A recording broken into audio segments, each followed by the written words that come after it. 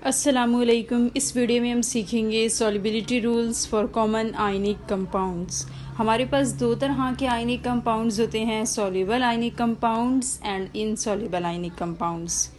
Soluble ionic compounds are aqueous, insoluble ionic compounds are solid. Soluble ionic compounds aqueous होते हैं, ये water में dissolve हो जाते हैं, जबकि इनसॉल्युबल आयनिक कंपाउंड सॉलिड होते हैं, ये डिज़ोल्व नहीं होते और ये प्रेसिपिटेट फॉर्म करते हैं। हमें कैसे पता चलेगा कि कौन सा कंपाउंड सॉल्युबल है या इनसॉल्युबल? तो उसके लिए हमें ये सॉल्युबिलिटी टेबल याद होना चाहिए, और ये सॉल्युबिलिटी टेबल हमें आयनिक इक्वेशंस में भी हेल्प करता है। सबसे पहले आते हैं सॉल्युबल आयनिक कंपाउंड्स की तरफ।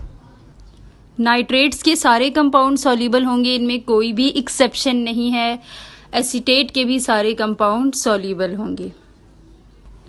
क्लोराइड के, ब्रोमाइड के, आयोडाइड के सारे कंपाउंड सॉल्युबल होंगे, लेकिन जब ये सिल्वर, मर्क्यूरिक एंड लेड के साथ अटैच्ड होंगे तो इनसॉल्युबल कंपाउंड्स बनाएंगे या प्रेसिपिटेट बनाएंगे। सल्फेट के कंपाउंड सॉल्युबल होंगे, लेकिन जब ये strontium, barium, mercury and lead के साथ अटैच्ड होगा तो इनसॉल्युबल कंपाउंड्स बनाएगा। अब आते हैं इनसॉल्युबल आयनिक कंपाउंड्स की तरफ। सल्फाइड के कंपाउंड्स इनसॉल्युबल होंगे, लेकिन जब ये ammonium, alkali metal cations, calcium, strontium and barium के साथ अटैच्ड होगा तो सॉल्युबल कंपाउंड्स बनाएगा। अल्कली मेटल पीरियोडिक टेबल में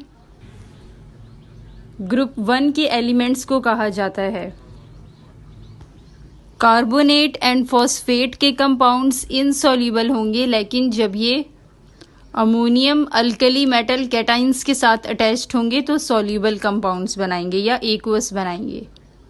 हाइड्रोक्साइड के कंपाउंड्स इनसॉल्युबल होंगे, लेकिन जब ये alkali metal cations, calcium, strontium and barium के साथ अटैच्ड होगा तो सॉल्युबल कंपाउंड्स बनाएगा। एग्जाम्पल्स लेते हैं कुछ कंपाउंड्स की और देखते हैं कि क्या ये सॉल्युबल हैं या इनसॉल्युबल।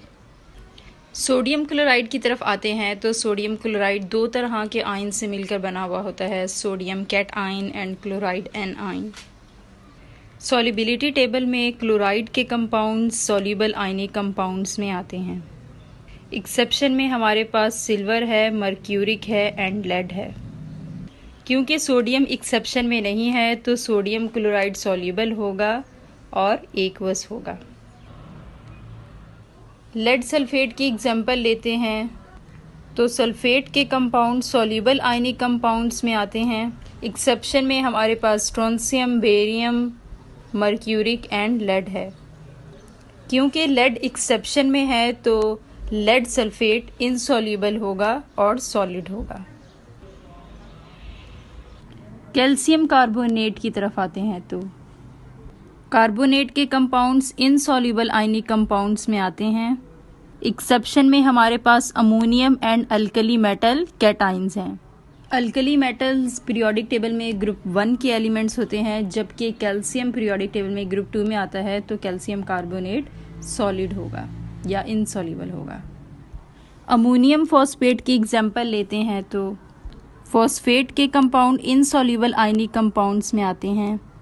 एक्सेप्शन में हमारे पास ammonium and alkali metal cations हैं।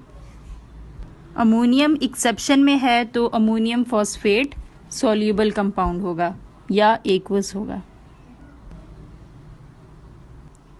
तो ये था आज का हमारा टॉपिक। उम्मीद है कि आप लोगों को समझ में आया होगा एंड थैंक्स फॉर वॉचिंग।